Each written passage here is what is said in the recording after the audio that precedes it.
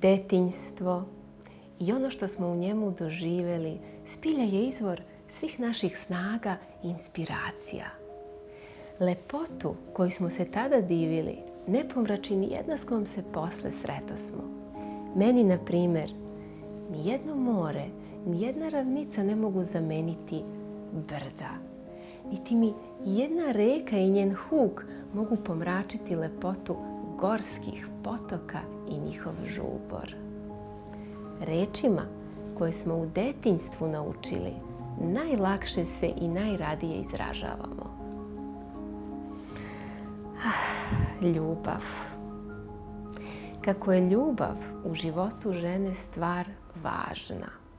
U delu žene pesnika ona je najčešći sadržaj, najsnažniji podsticaj za pisanje, najzahvalnija inspiracija.